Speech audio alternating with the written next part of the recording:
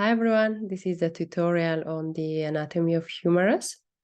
So humerus is the largest and longest bone of the upper limb, and humerus is Latin for upper arm or shoulder. So humerus forms the framework of our arm. So humerus, proximally, it articulates with the scapula at the glenohumeral joint, and distally it articulates with radius and ulna at the elbow joint. So it's one of the long bones. So it has proximal end, shaft, and distal end. And humerus has many bony features. So first, let's see the bony features in the proximal end. So when we see the proximal end, the most proximal part is the head. So humerus has the rounded, smooth part, which looks like head. So it's known as head. It's named as head.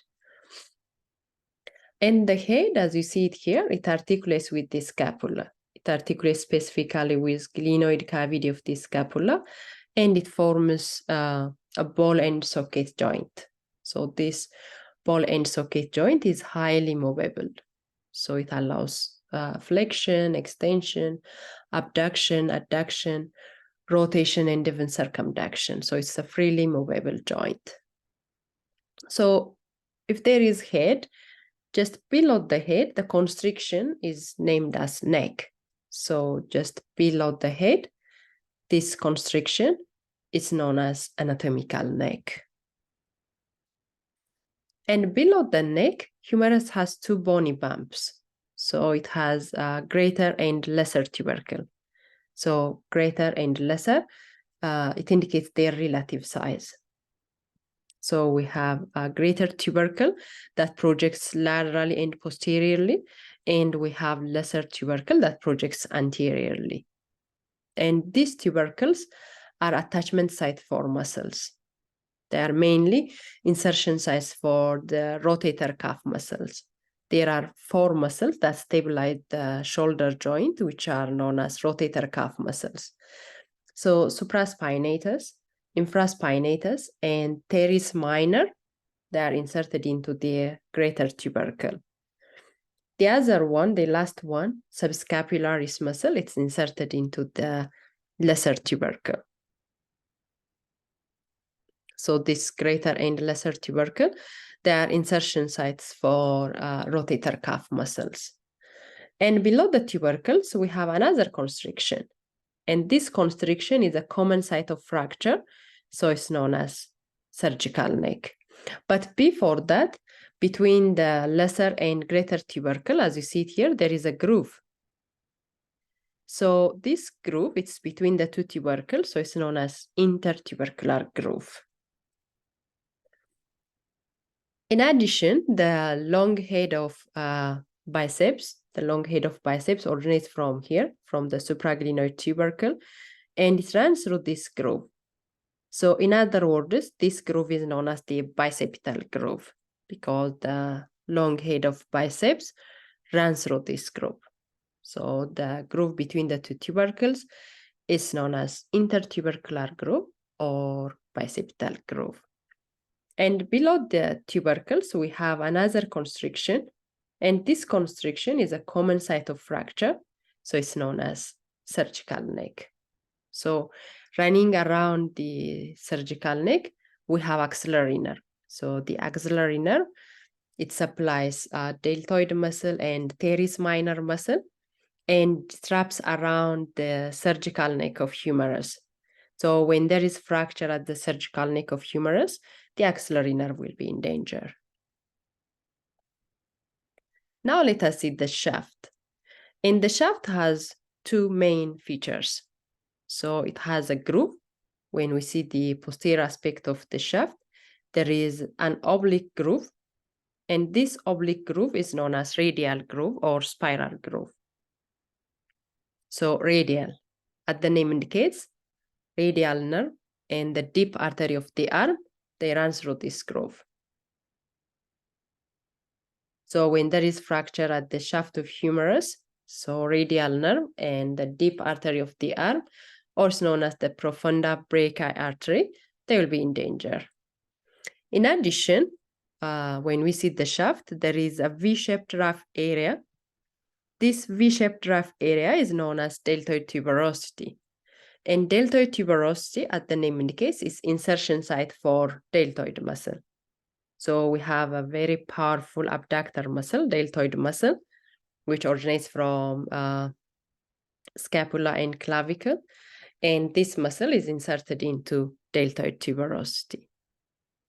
So the shaft contains these two features: radial groove for the passage of radial nerve and deep artery of the arm, and deltoid tuberosity for the insertion of deltoid muscle. And now let's see the distal end. And the distal end has many bony features. So the distal end contains two condyles. It contains medial condyle and lateral condyle. And the medial condyle is known as trochlea. So this is the medial condyle, and it's known as trochlea. The lateral condyle is known as capitulum.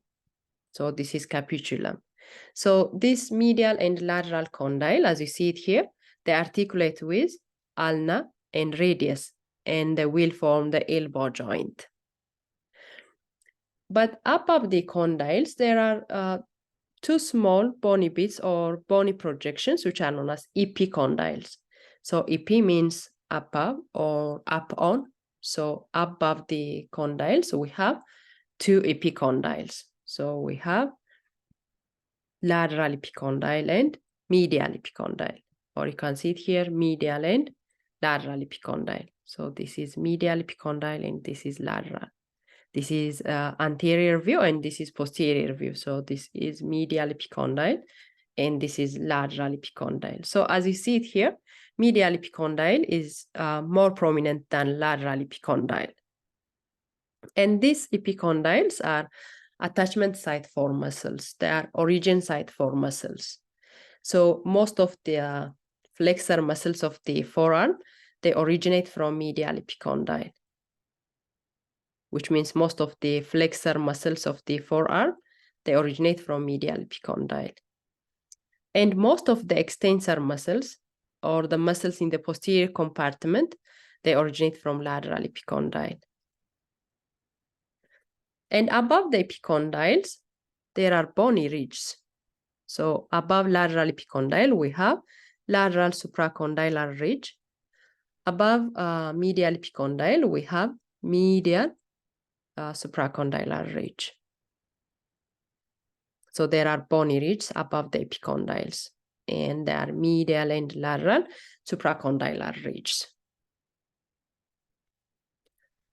And distally, humerus contains three fossae.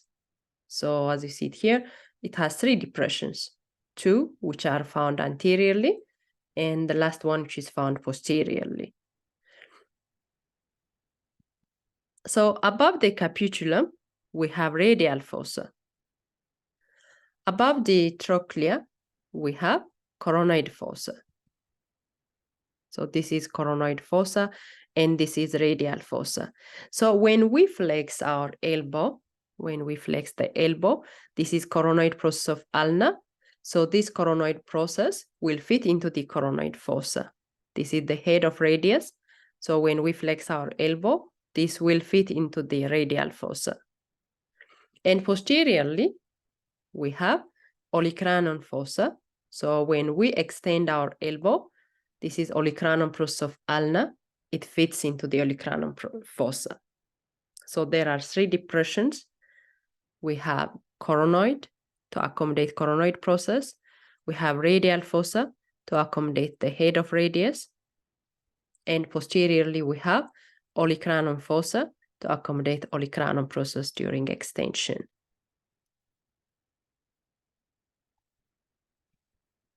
So that's all about humerus.